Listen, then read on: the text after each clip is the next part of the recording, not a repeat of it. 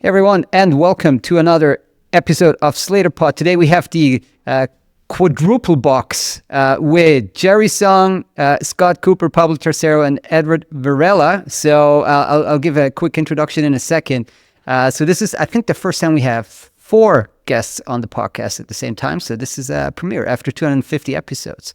All right, so Jerry is the founder and CEO of language AI solutions provider Lingolet. Edward Varela, VP of Business Development, and as he just told me before, a regular person. And Scott is the CEO, and Pablo is the COO of Language Service Associates, a leader in expert interpreting, translation services, and tech integration. And integration is what we want to talk to you about today. So hi all, and thanks so much for joining. Hello. Thanks for having us. Thank you for having us. Absolutely. So let's get around the horn here and do a quick intro, professional background, and, like your journey to leading Lingolet and LSI. Let me start with Scott, then go to Pablo, then Ed, and then Jerry. Terrific. Good morning, our time. Nice to be with everybody. So I'm Scott Cooper, CEO at LSA. Been here going on 7 years now. And my journey here is a roundabout one into language services. In a prior life, I was a lawyer based out of the Philadelphia United States office, and LSA was one of my premier clients. And more than a few years back, the owner and founder was looking at leadership succession, and we got into conversation, and never thought I would walk away from the corner office for the free parking out in the suburbs, but it was a great move, and I've loved it ever since, and we're just having a blast here at LSA. So delighted to be with all of you. Thanks, Florian. Thanks for having us over here. So my background started in a completely different industry. I come from the oil industry. I used to work for ExxonMobil as an analyst for fuels inventory. I'm a mechanical engineer. That's my background on education.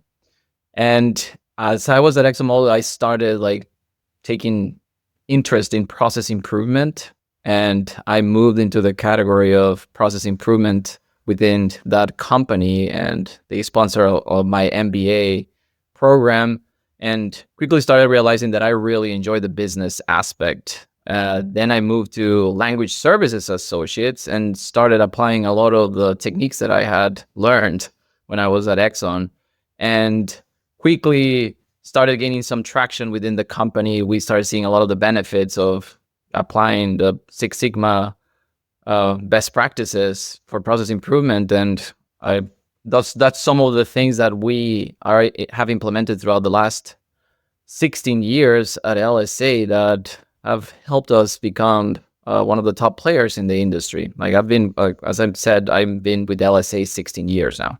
Wow.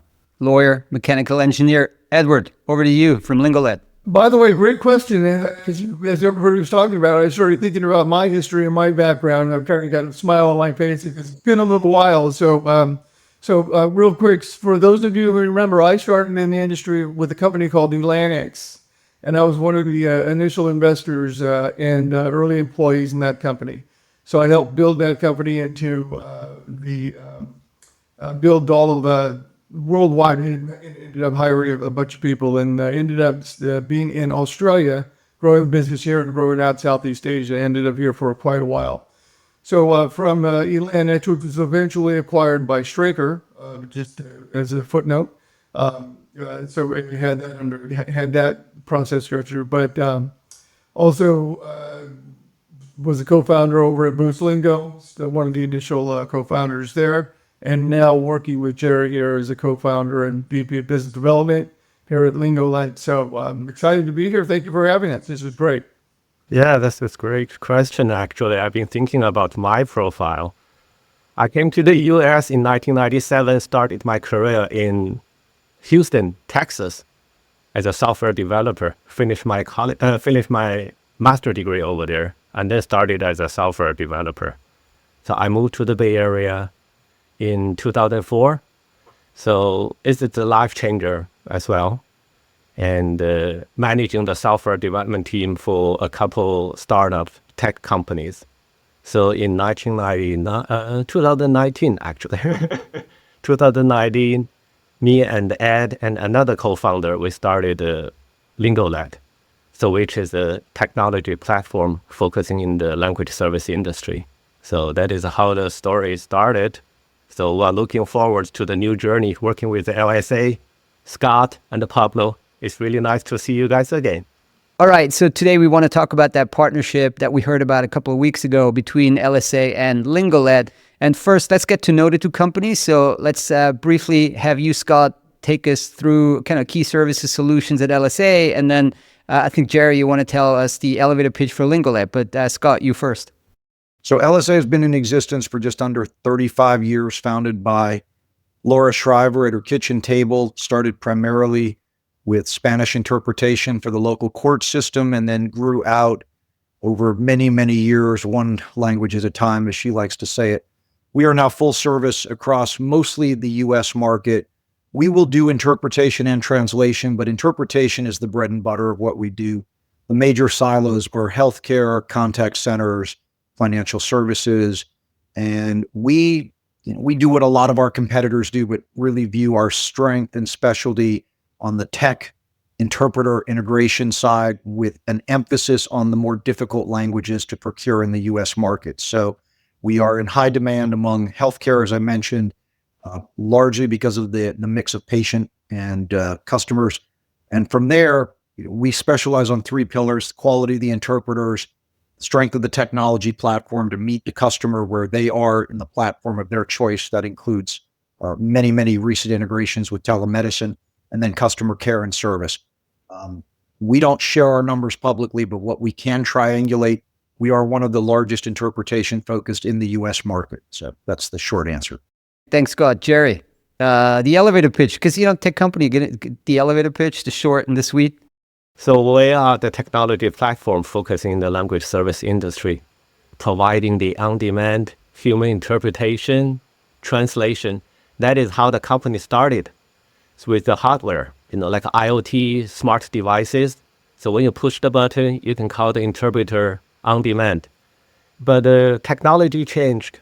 So since a couple years ago, we started focus on the AI, try to give the language service industry, give the enterprise users a cheaper solution. They can go with the AI, if they feel comfortable, they pay just minimum cost each month. But if you want to have a high quality service, so we have a human proofreading, human, interpretation, translation.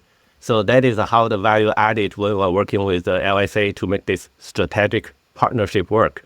So tell us about the partnership. I'm not sure who wants to take this. So it was announced, I think 2 or 3 weeks ago. So yeah. The real beauty of the partnership is I assume like all of our competitors knew that an AI offering was going to be a requirement some time ago.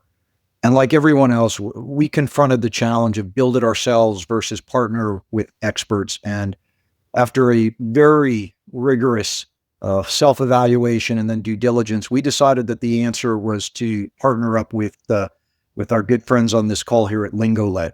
And I like to believe our developers could have built out a solution, but the right answer was for us to stay focused on what we do really well and partner with people who do what they do really well. And so far, it's been everything we had hoped for and a whole lot more. And they're good people to work with too, as we'll see on this podcast. But the technology marriage was just, I hate to use the word, but it was a perfect synergy for I think both companies, but certainly for us. And that's how we get here. Correct me if I'm wrong, but I think you also took an equity stake in Lingolet, right? And if so, we did. And yeah, why take a stake instead of just making it like a really tight formal partnership? It was both a view of ours that Lingolet is a rising star here, and we wanted to candidly be a part of what Jerry and Ed were building out it's not the ground level. They've been up and running a long time, but it was more than a contractual relationship for us. We believe in what they're doing, and we wanted to back that up a lot more substantially than just a contract that might come or go or be the source of renegotiation every so many months or years. And so we're on the ride with them because we believe in what they're building and candidly their approach to market.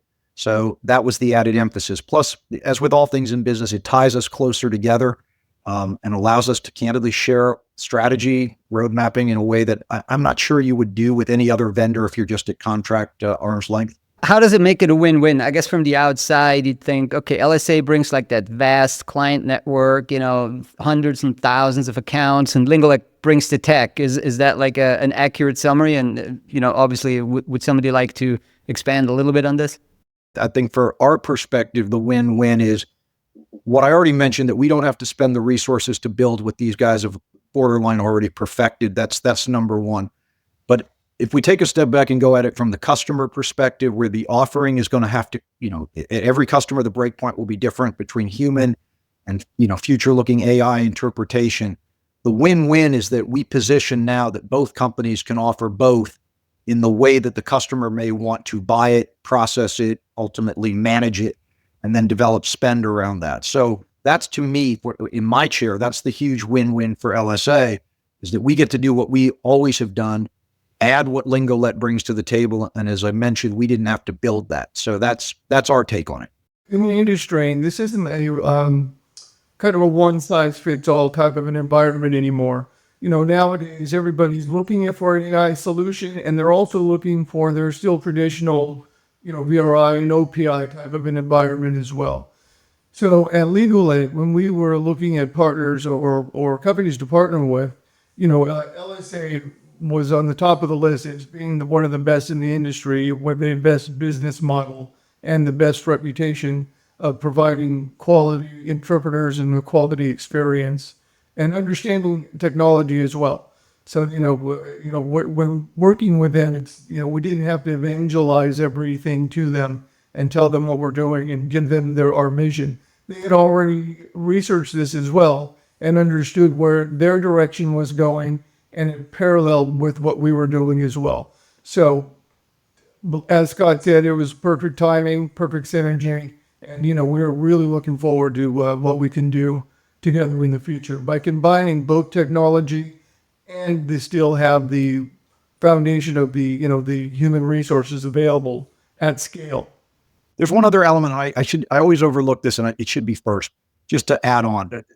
The human side of this mattered a lot to us. The fact that we had known Jerry and Ed for a long time, that they weren't just tech. They were tech, but grounded in a history in the language industry, mattered tremendously to us. They're also great people, and we emphasize culture very highly at LSA. We turn away a lot of deals because we just don't want to bring toxicity into where we are. And they're the carbon footprint of what we do in their world.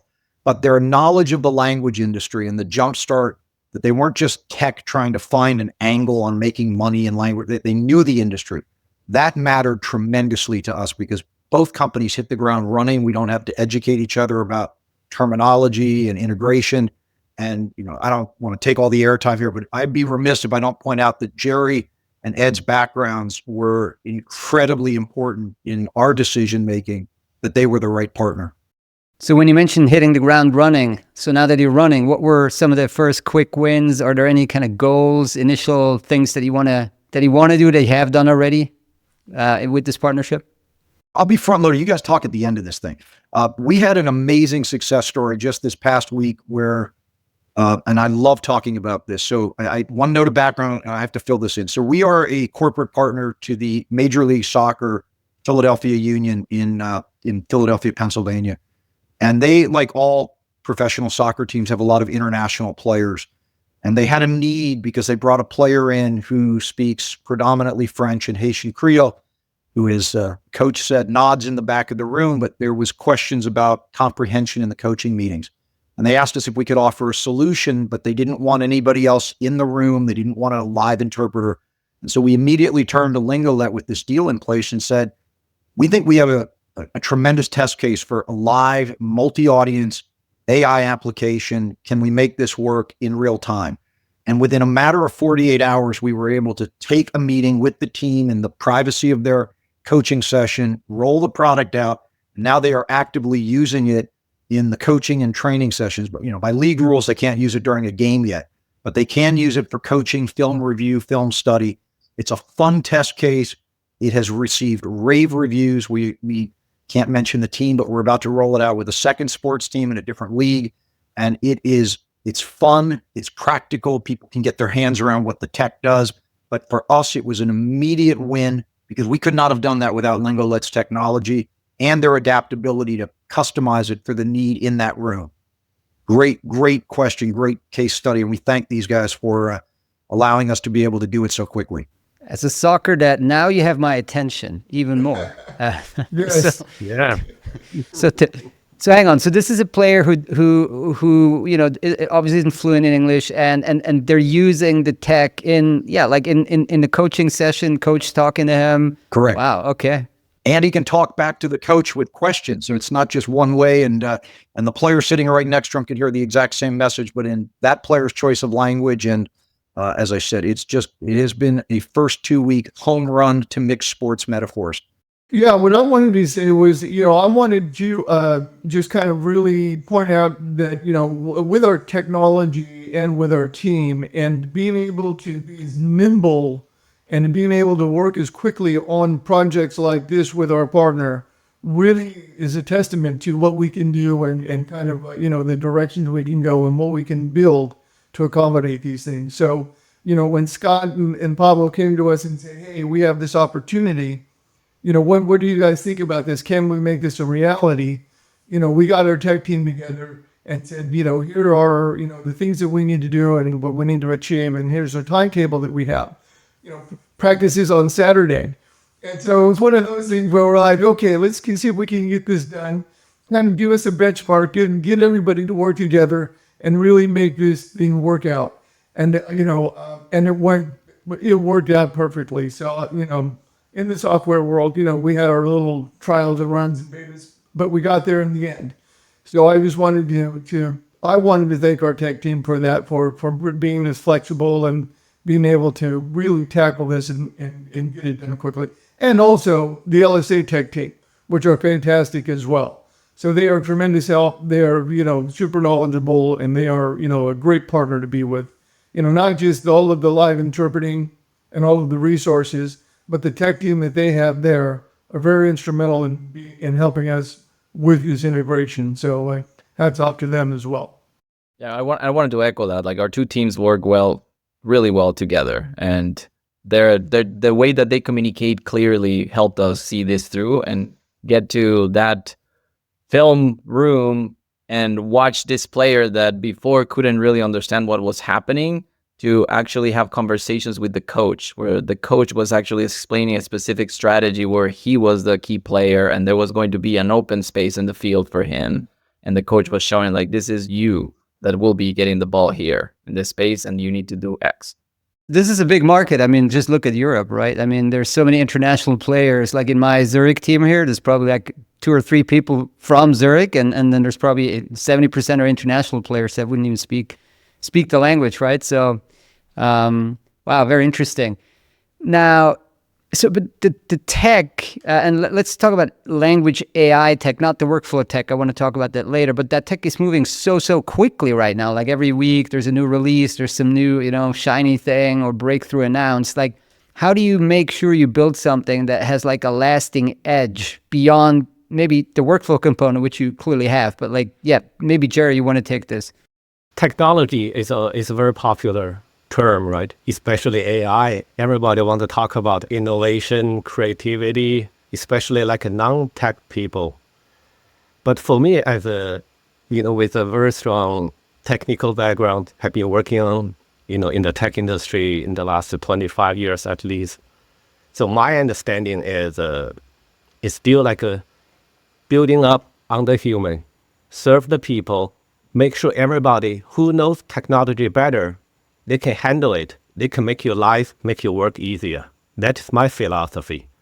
So actually, thanks Scott for his, good words about the win-win. That is a good question. But for me, my understanding is, every company, you try to build up the business, build up the product. You want to be the first in the industry. But sooner or later, you have to build a better product. You want to be the best product in the industry. In that case, the DNA, the people who is working with you, that is more important for the company to go long journey.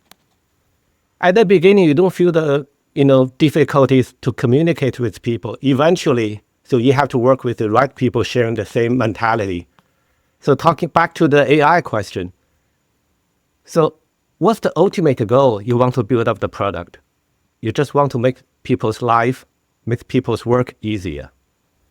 So in that case, so it's not about you try to deliver the innovative product. It's how to deliver the product in the more easy, innovative way. That is my quick answer for the AI. I want to piggyback on that because there's kind of a thought process for us as we are rolling out our technology and what we're working on and what's on our roadmap. And for us, what we want to do is we want to perfect the basic fundamentals of what we're offering. So, we want to have all of that all done bulletproof and perfect. There are so many new technologies coming out, once a week. There's, we can really start adding on features and things and we will as we grow. But for us today, fundamentally building an absolutely perfect product that is the best that it can be with the technology that's available today is paramount for us to have the user experience and have the end user experience be the best and have the, accessibility be the best as well. So to piggyback on what Jerry was saying, that's a main focus for us as well, is having a high quality product that's very stable. Especially, Ed has been talk about options, give users options, AI, hybrid, human, whatever the choice is, we give it back to the LSP, give it back to the consumers, let them to make their own decision. So we just give them the options and the platform. Then, yeah, you are on the, workflow, UI, etc. level, right? I don't think you're tweaking the models underneath, right? It's probably even the customers will be able to select specific models, or how does that work? I'm trying to kind of untangle the fundamental language AI component from the deployment, the customization component that you guys deliver, if you understand what I'm trying to get at. I guess you don't have a Lingolet AI specific translation model underneath that you're kind of, building up, but you're connecting to specific models and then you're customizing it for your clients. Talking about infrastructure, actually, I believe, Ed, you used to have a very good answer for that. Like a utility company, electricity, consumers. Yeah. With AI, we look at it as, AI is the source, kind of like electricity. And we're all building things that manage the electricity, like toasters and refrigerators. And, we're all just kind of building around the old ecosystem.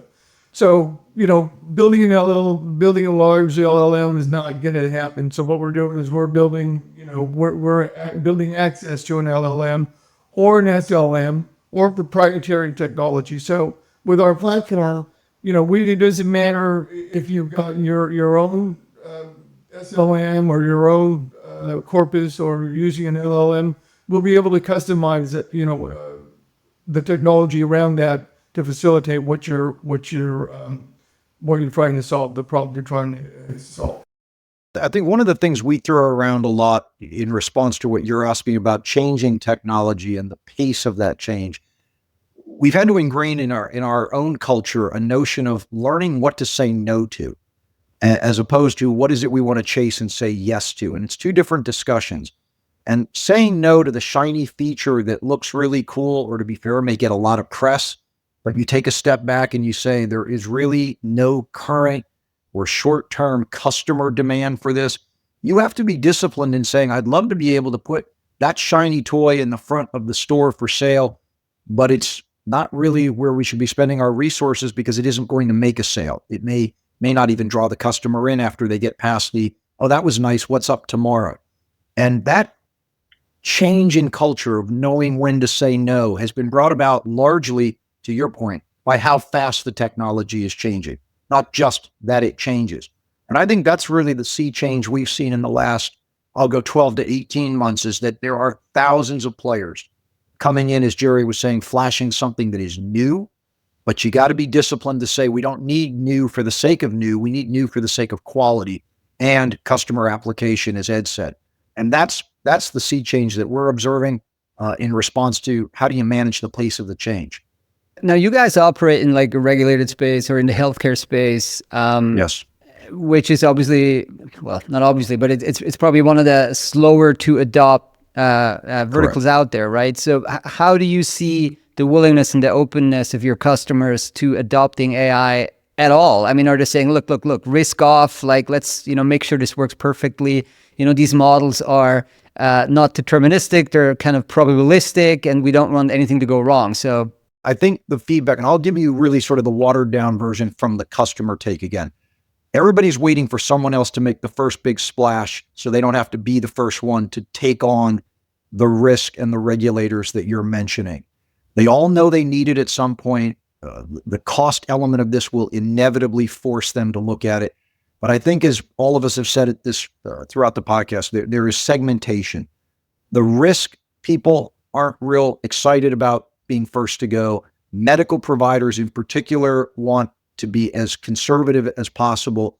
And so I always come back to the same analogy that I think within, say, healthcare, I think there will be earlier adoption of AI solutions for things that are non-medical, such as I've got to reschedule my appointment from Tuesday to Wednesday, and I'm not reporting any bad symptoms. That someone in purchasing may be willing to take a risk on an AI solution, but the actual patient encounter is probably way still far down the list. Now, having said that, everyone on this call is saying the same thing. If a customer comes in tomorrow and says, we are ready to adopt it, or we're prepared to use it in an underserved community or a rural environment where we cannot get actual interpreters, we'll be ready for that. But as of today's date, the day we're recording, I still think there is a great deal of conservative mindset. And also because patient information, at least in the US markets, is so incredibly tightly regulated over privacy and what is actually a recording versus something that wasn't recorded before. They have to work through a lot of that among legal counsel and regulators. As that sifts out, we'll be ready. But it's just not quite there yet. In the main, I'm not saying there aren't outliers. I don't want to be misquoted that somebody isn't playing in the space yet, but the big ones are still trying to understand the very things you're asking about before they jump in with hard spend and hard reworking of their call flow. And also, Florian, to address that as well. So, there's a lot of interest because, the AI is coming, it's here. It used to be a thing of the past that we better get ready for it. So what that means is we have a lot of trials happening. We have a lot of people going, listen, let's see how it works. Let's do a little testing, in a sandbox to make sure that it's, performing to at least a certain level, of accuracy of what we can do, which is okay because for us, we understand that, we're dealing with technology at its best where we can have it. And if that's not good enough, we have LSA to back us up, with a live person to escalate there. With a click of a button, you can get a live person, just with that same language pair, that same conversation to help out. So, yeah, the adoption is coming. To answer your question, there's a lot of people just, dipping their toe in the water, doing trials and tests, but it's gaining momentum. It's really, it's happening. And also, Florian, I think it depends on what language we're talking about. If you're in a health system where they can predict reliably that 95+% will be Spanish, and then they can almost guarantee what the remaining 8 to 10 top languages, that's one thing if the AI offers the solution. But in healthcare, as you know, you must be able to service whichever patient walks through the door. And if the AI model is great for Spanish, as an example, but not so good on 7 or 8 known languages that come through the emergency room, they will have to maintain both systems, and they will always have to have that option available. So you put all that in the mix of a purchasing agent, I don't blame any of them for saying, I'm not going to rush in with anything more than, as Ed said, a pilot or a sandbox approach until I'm sure, because it's a big investment if they get it wrong. Yeah, makes sense. Yeah, you're right. If you have to maintain it, the kind of the existing system just for the long tail or the low resource Correct. languages, then like why trailblaze on Spanish, I guess. Hey, Right. Pablo, can you speak a little bit about kind of data privacy, security in that? I mean, as the COO, and maybe that's something that you're looking at. I think this is Lingolet's strength is the way that they are setting up this is so that the data is owned by the customer. So customers will own their own data and they have access to that, and they can decide how to treat the data whenever it comes to artificial intelligence interpretation and the sessions associated to that. So that's one of the strengths on the setup that the Lingolet team has. As with LSA, with our human, we are HIPAA compliant, we are PCI compliant, so we follow all of the frameworks to make sure that all of the human sessions are treated with the utmost security. So we are very, very secure there. We try to minimize what we record sessions, and when we record sessions, we record them separately and try to get rid of them on a fairly quickly basis. So, but as a whole, we try to avoid to engage in keeping sessions on our servers. This is reflective of our business model and the things that we're offering. And the thing that Pablo was referring to is we have the ability to set up our own instance and have a hosted, dedicated instance for each individual customer where they'll be able to manage their own instance rather than just a SaaS model. They can own that specific instance and use that as they will. So that'll eliminate a lot of the privacy issues and things like that. Well, they'll be able to manage it on their own, and it's not up to us to manage that for them. I know you guys at Slator are focused on this, but it is a topic that, in my view, is not getting enough airplay yet because, I'll speak only to the U.S. markets, which are low. It's a federal model. Every state has its own model on data privacy and patient privacy. And truth is, you have to be compliant with all of them. And even if a state we sell to, 2 sessions a year has a requirement that doesn't apply to one that we sell 50,000, you still have to be set up to handle lowest or highest common denominator. And it isn't getting the attention it deserves because the technology behind the scene, if it's actually writing a transcription in a jurisdiction that doesn't allow that, these are going to be worked out over time. And I don't know that anybody has those answers yet.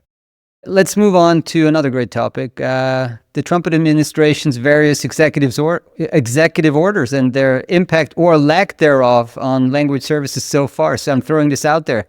It's been now, 1.5 to 2 months since, I guess, declaring English a national language and rescinding the Clinton EO. Anybody wants to take this? What are you seeing out there currently?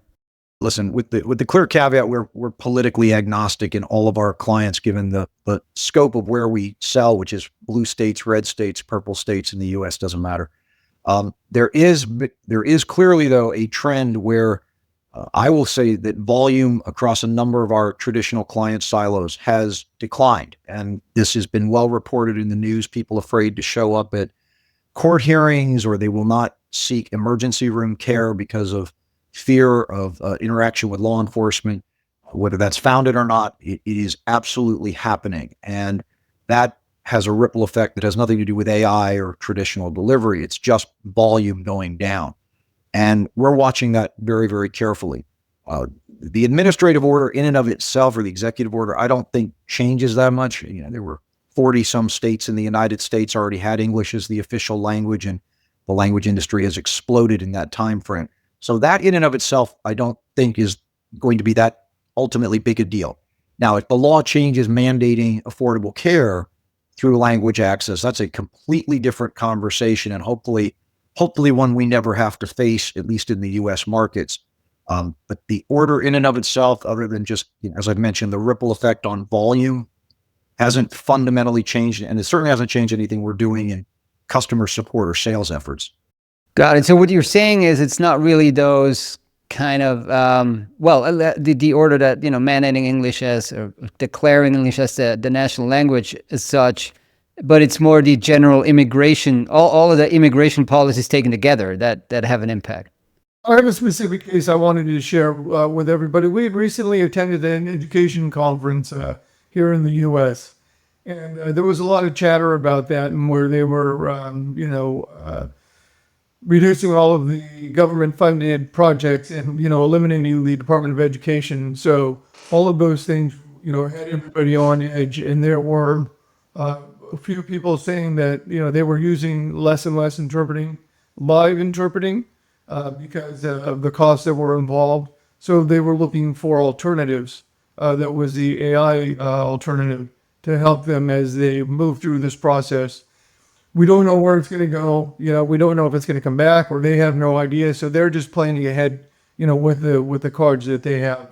So there was a lot of chatter around that foray, and so It's definitely having a ripple effect all the way downstream.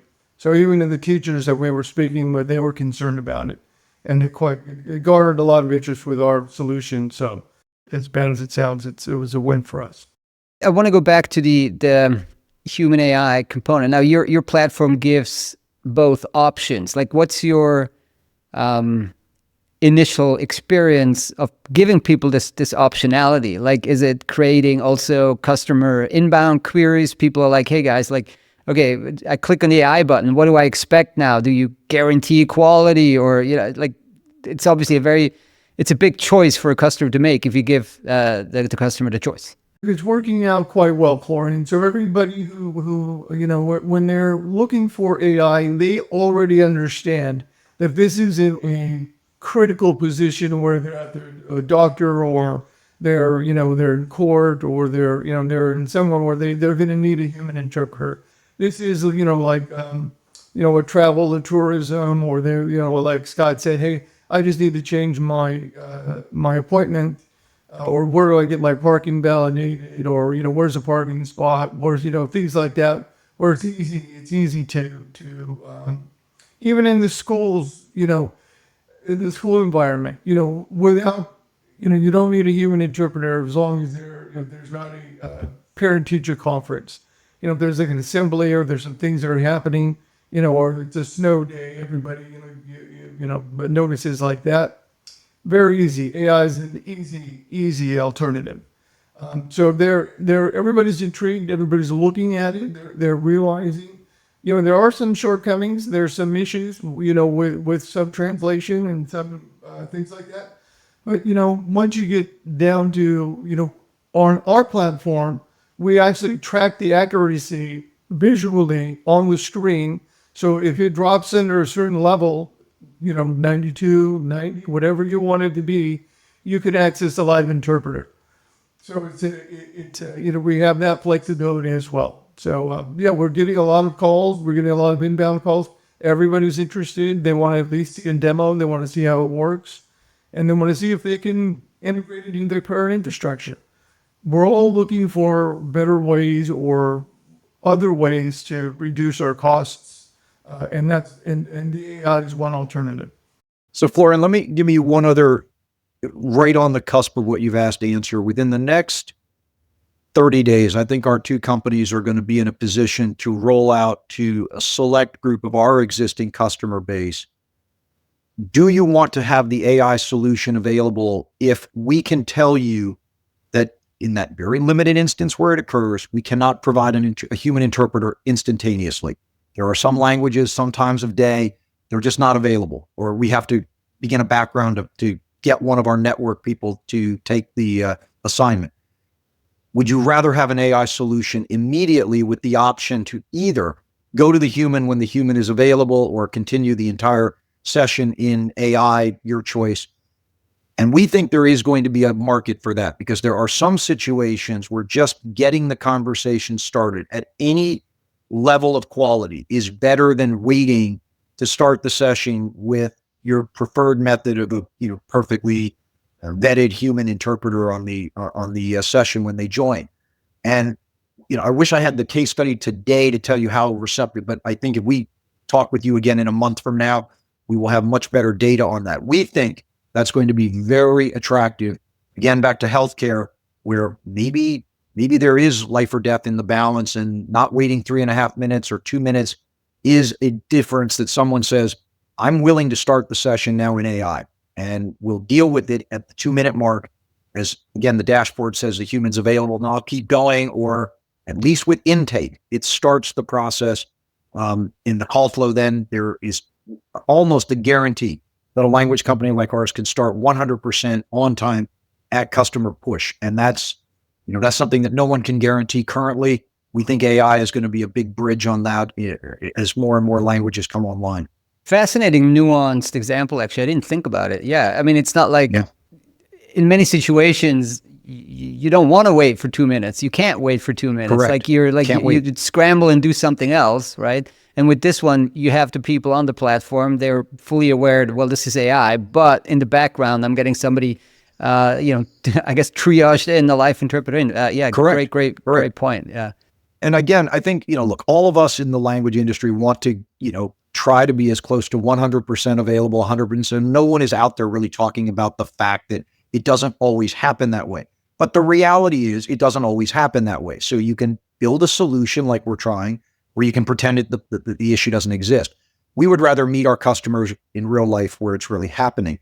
And as you just recapped, a 2-minute wait might seem like an eternity. If you are in a labor and delivery unit, 2 minutes is a lifetime if you can't get an interpreter right away. And so the ability to offer what Lingolet brings to the table with the AI solution, at least it's your choice. Do you want to start?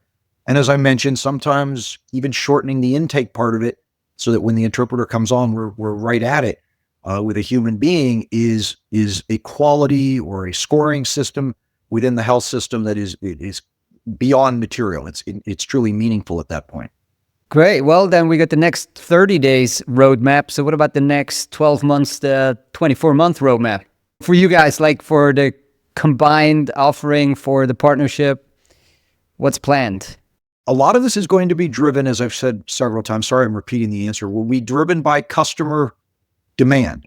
We do as a company a lot of work. We are integrated with Epic and other major telemedicine platforms. And I think as the industries that we service today continue to shift into how much receptiveness they'll have to the AI, our 12 to 24 month roadmap is be ready now for when they're ready. And that will be both big picture. It's also going to be very nuanced, as we just talked about. Each call flow may have its own need or decision. A lot of it will also turn on things that aren't as glamorous but are critical, like reporting and monitoring and patient record accuracy and things that all require back-end integration. That's what these guys are really good at. But those types of things, I think, as the market becomes more receptive to this, that's the 24-month roadmap, if it's even that long. And then obviously, and we've said this a couple times today, building more and more languages out so that it's not just the 20 to 40 that everybody says they can do in the industry today. It's mirroring up more closely the full range of human languages that are done through through old-fashioned interpreters. From the Lingolet, any last thoughts? Any final words of wisdom? What I will say is, down the road, so we need an industry to get adapted to the AI. That is, it's not how we can deliver. It's how the industry get adapted to it. So there's a learning curve. There's some implementation works. So we need to make sure the business model is going to work with their old model and then give them the alternative option to be transitioned to the AI. So that is a very interesting topic. Actually, we'll keep watching on that.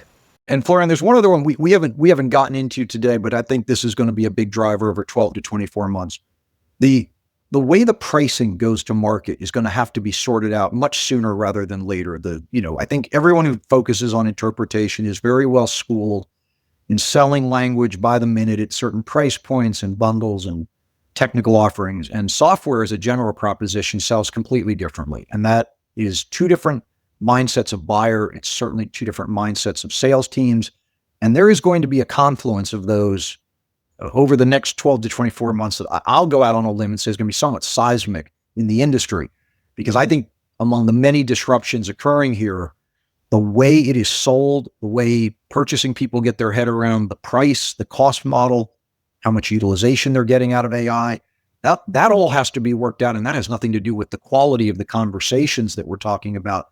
When that begins to get momentum, and I think there are several different versions of that could shake out as the mainstay, that is going to, the companies like these that can pivot are going to be well positioned. And the ones that can't get out of how they were selling this for the last 15 years, I think will struggle. I do. So at least that's my prediction.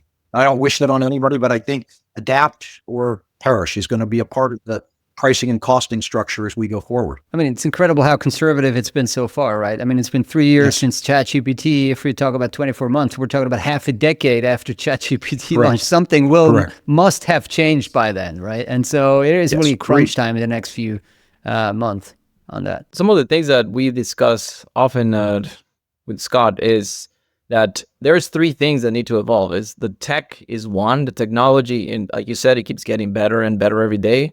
But then the companies that service the industry also need to learn how to interact with that technology so that we create products and enhance the products that we currently save. And the third one is customers evolving and knowing how to buy and how to understand the benefits associated to this. So those three need to happen. And we're seeing the technology advancing, but the others are like lagging behind. And that's why we're partnering with Lingolet so that we are ready for the next stage here. With our roadmap, our goal in the 12 to 24 months is to expand our business into the LSA services, or excuse me, the LSP industry. And then, with the understanding that you have AI here first and LSA is our backup, when you do need a human interpreter. So that's going to be our main goal to build that out here in the next 12 to 24 months. All right. And if anybody wants to catch up with you guys, come to SlatorCon London. You'll be there. So lots of conversations. We will be there. Can We're looking forward to Ask it. us any questions. We'd love to answer. We're here to help. All right. By the time this goes live, you probably already touched down in London. So awesome. Well, this was great, gentlemen. We had a quadruple box, and I'm proud that we've managed to get through this. Great. So very interesting. New record indeed. Thanks, Scott, Jerry, Edward, and Pablo, and see you guys in London.